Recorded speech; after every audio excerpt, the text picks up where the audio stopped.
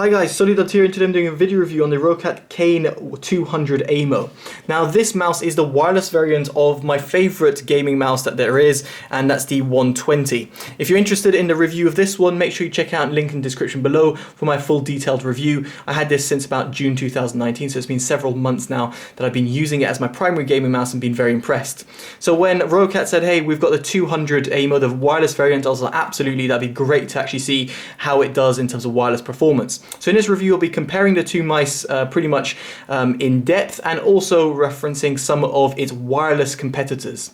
Now, in terms of pricing, the actual wireless mouse itself can be found for £90, whilst in the US, it can be found for $100, which is pretty steep if you consider the wired variant itself can be found for £60, whilst the wireless variant can be found for $56. So it's definitely an increase in terms of premium for getting that wireless technology. So what do you get in a box? Well, you've got the mouse itself, you've got a 1.8 meter long braided cable, you've got a little dock over here, so if you have any signal or loss of signal issues, then you can place this on your desk, and then you've got the actual dongle. Other than that, there's no other extras, so it's just worth bearing in mind. Now let's talk about the design, aesthetics, ergonomics, and also build quality. So first of all, the actual dongle over here connects via micro USB cable. Now this also doubles up as going into the mouse itself. Now this might seem very trivial to some people, but you can see how I plug it in one way with the mouse over here, and yes, you can use it in a wired mouse environment. You can take away the wireless function. However, if you can see that I'm unplugging it, I'm plugging it onto one way, so the smooth side is over here. That doesn't plug in the same way on the receiver. You kind of have to flip it. Now that might seem extremely trivial to some people, but it does somewhat beg the question, why couldn't they just flip the micro USB connector probably on the dongle side to be the same, so that when you unplug it, you're plugging it in the same way? So very silly, and might be cynical to some people, but I just thought to mention that.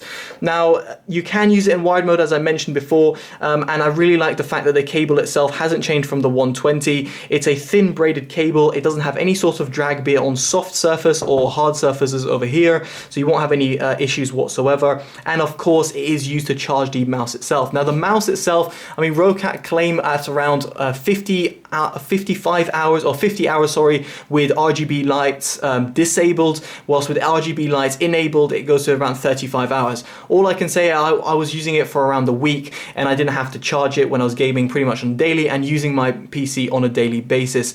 I didn't have any issues. You can also have standby time on it, so that when you're away from your computer, it actually switches off, and alternatively you can actually manually switch it off via a switch which is found underneath the mouse. So that's another thing I should mention, that it has an on and off switch, and it also has a pairing button, so if you ever have any pairing issues, you can quickly pair it. I should say, in terms of setup wise, it was extremely easy to do and very intuitive. Now the little USB dongle over here can be used at the back of your PC or your laptop, so it's very nice and portable and great to see. However, unlike some of its competitors that have like a storage unit within the mouse, there's no way you can put this USB thing. Essentially, you need to carry it separately, which can be a little bit of a faff. I would have liked if Roccat actually designed it in a way that you can actually place it within the mouse. Now, speaking about the actual mouse itself, the mouse is actually heavier than its wired alternative. This is 105 grams, whilst this is 89 grams. So that might not seem like a massive difference to some. However, that little difference to me does make a difference, because over around 95 grams, I do notice feeling a little bit heavier on the wrist. Again, very small differences, but when you're using your mouse on a daily basis like myself, it does make a difference. Now, this is not a uncommon theme with wireless versus wired mice, specifically when they come from the same manufacturer. Usually the wireless technology takes that little bit extra weight, so there's no like weight saving technology that's been done over here. You can see the two designs pretty much look absolutely identical. Now, in terms of ergonomics itself, as I mentioned in the 120 Aimo review, it is the best mouse I've ever used in terms of ergonomics. Now, my hand from the top to bottom is around 18 to 17 centimeters, and width is around 7 to 8 centimeters. I'll say I've got an average size male hand, and it fits like an absolute glove. I must say, it feels so good. Now, the beauty of this mouse is that if you're a right-handed user, you can use it as palm grip, fingertip grip as well, and also claw grip. It just feels fantastic in terms of ergonomics, no matter the way you choose it. In terms of the button layout as well, as I said, it's mainly made for right-handed users. You could use it if you're left-hander as well. However, due to the design of it being slightly shorter on the right-hand side and slightly larger on the left-hand side, the surface area that is, and the button placement, I think you're going to have to use it as a right-hander. You can't use it as an ambidextrous mouse. Now, the buttons themselves are easy to click, very nice and very responsive. They've got Omron switches in them, and also the top button itself is kind of rubberized, which means it has a different feel when you press on it. Now, it does say DPI over here, but I've reprogrammed that to R. You can do that through the Roccat Swarm software, which hopefully I'll have time to just to quickly show you.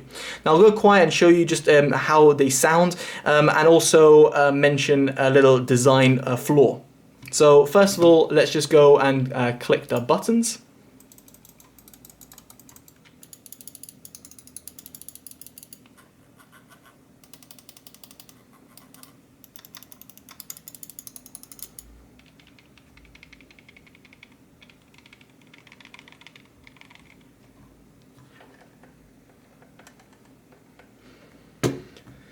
So hopefully you were able to hear right there at the end of that little ASMR section is the fact that there's a rattle on the mouse. Now, I did try and kind of diagnose the issue to try and see where it was kind of stemming from, but honestly, all I can say, it feels like it's within the mouse itself. It was not to do with buttons or the scroll wheel, which is what the most common denominators are for that. It wasn't even the on and off switch, which might have been loose, or the micro USB connector, because when I connected in wired mode, it also did the same thing. So it's worth bearing in mind this mouse does have a rattle. It does annoy me because when I'm playing as a sniper in Counter-Strike and using the op, I found that I could hear the rattle every now and then. It's not overly loud, but it is noticeable when you use it on a daily basis, specifically when I was coming from the 120, which didn't have that sort of problem.